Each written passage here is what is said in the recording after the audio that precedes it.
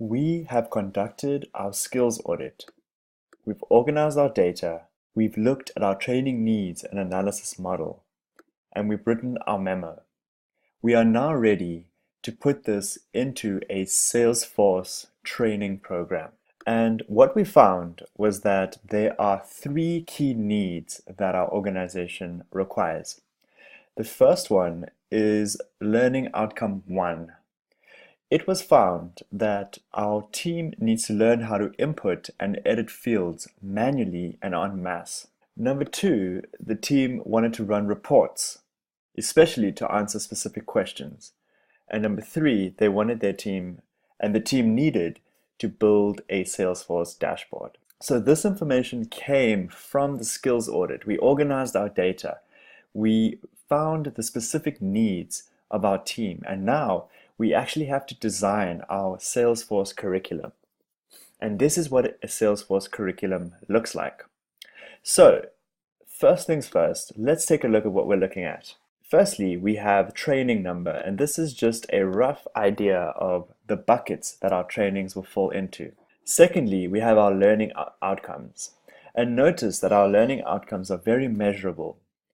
In this sense, the learning outcome is to input and edit fields manually and en masse. So this is learning outcome 1. We then have sub-outcomes. So how do we know that someone can input and edit fields? What specifically do we want them to do in order to have this broad learning outcome achieved? Well, firstly, we want people to be able to create and edit records manually.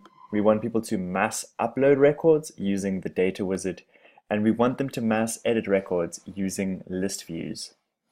So these are our sub-outcomes.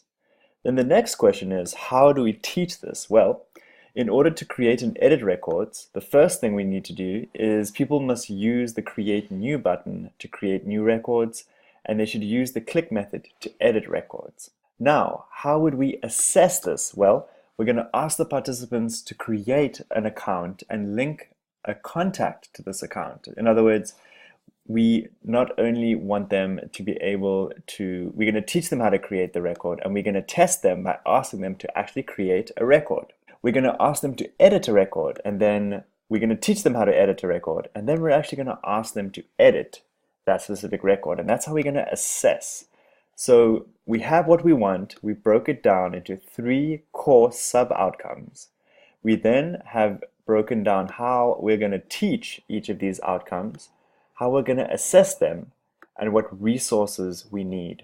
Now, I want to draw your attention to how we've done that for each one of these.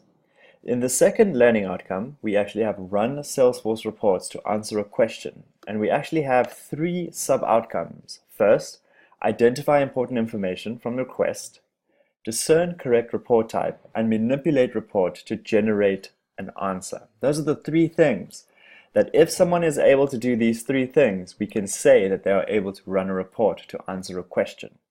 And so with this curriculum, we're then able to meet these 3 broad needs.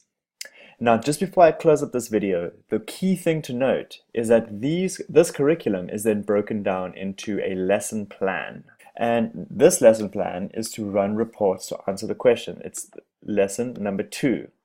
Notice we have 3 sub-outcomes. These are our objectives for this lesson. How will we assess this lesson? Well, we'll test the accounts. We'll test this. And that's exactly what we've put right over here. We'll test the number of accounts. And then we actually have how we are going to teach this specific thing. So we have the lesson plan, which is linked to our curriculum. And that's how these 2 important things fit together. Throughout this course, we'll actually be going from the curriculum to the lesson plan. And that's the trajectory that we're going to be going through together.